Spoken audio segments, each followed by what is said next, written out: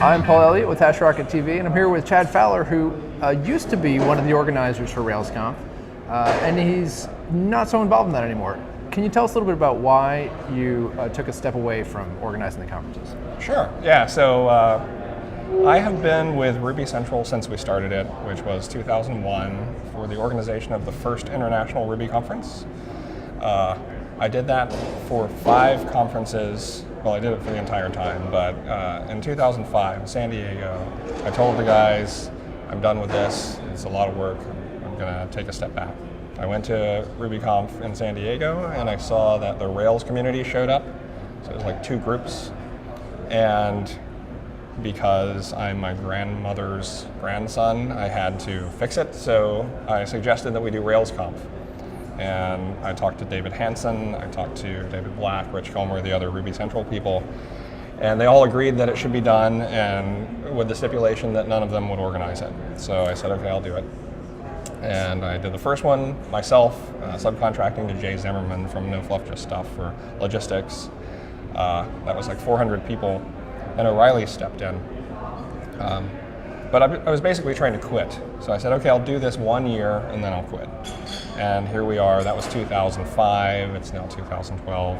I'm very busy with work. I'm also like realizing that all I do is work. So I made a decision to not write a book as I have been always, and not organize a conference, and not do training on the outside, and just focus on my job and my family. Now, what are the most influential changes that you've seen over the years of organizing the conference in the way that it operates? For RailsConf, yeah. So the first one was we started out really small. Like we limited the conference to 400. We sold out in 6 hours, I think it was. And we did that because like I was organizing it and I was afraid. You know? I don't know how to do a big conference, didn't know, thought it was not possible. O'Reilly came to that conference and met with us, and we negotiated a partnership at that point. At which point, it got huge. So I think we had almost 2,000 people in 2007. We did it at the Portland Convention Center. The first one was at some terrible hotel in the outskirts of Chicago, like near the airport. And so suddenly, we had this well-oiled machine of O'Reilly. Ruby Central always managed all of the content and tried to affect the culture of the conference as much as possible, and O'Reilly handled everything else. So organizationally, they were really good. And it was really scary last year when they told us, we can't do this anymore, we're reprioritizing the way we do conferences, so you need to go your own way. Wow. We had a great relationship with them, we parted ways amicably. And we went off into the unknown, fearful that we would not be able to handle the scale. Fortunately, my fears were ill-founded. As I mentioned, I quit Ruby Central in the process, which was probably not nice of me, but turned the organization over to some of the people who were already involved. Ben Schofield was co-chair for the past 2 years. Evan Phoenix stepped in this year, and then he brought in Leah Silver-Katz and Prakash Murthy, who is an amazing gem in our ecosystem, in the Ruby ecosystem that not many people know. Yeah. And I don't feel any difference. The only thing I can tell is different is that maybe it feels a little more community-driven than it has in the past. I don't know, what do you think? Yeah, no, definitely, I get that feel. How many people are here this time, do you know? It's about 1,300. 1,300? Yeah. Okay.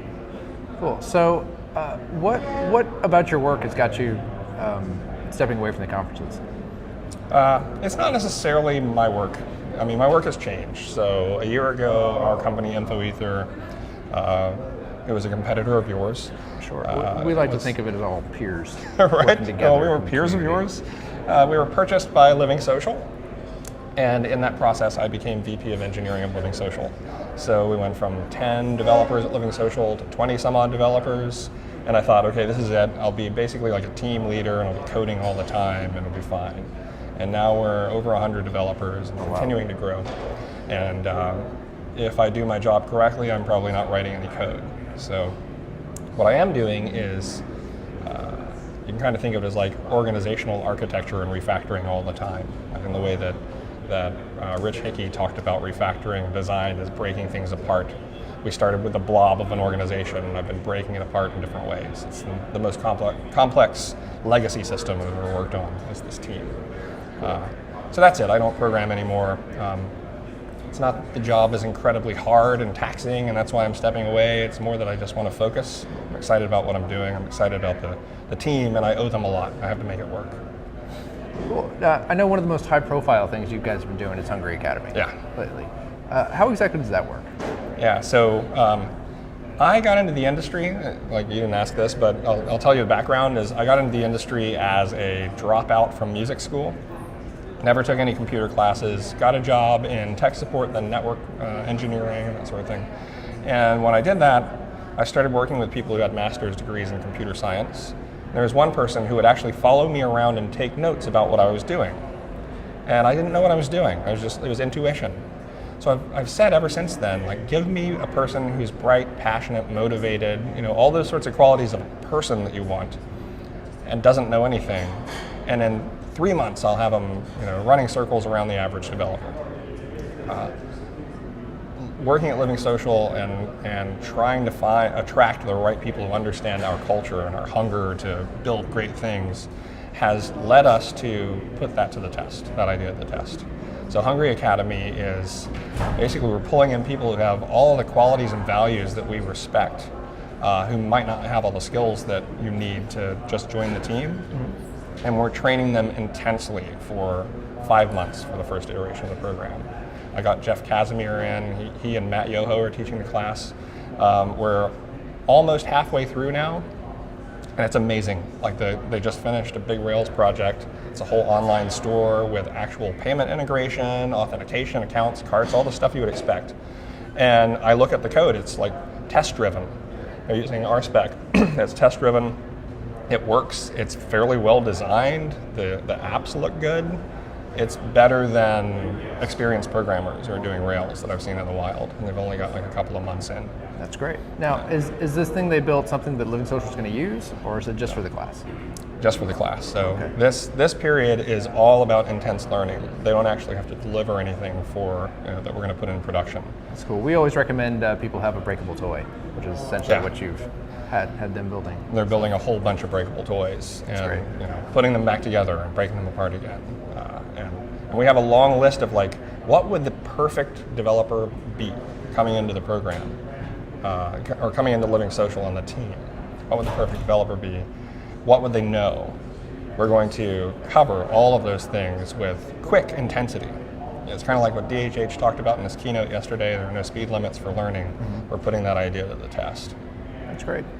Cool. Well, thank you so much for talking with us, and good luck with everything you're doing. Thank you.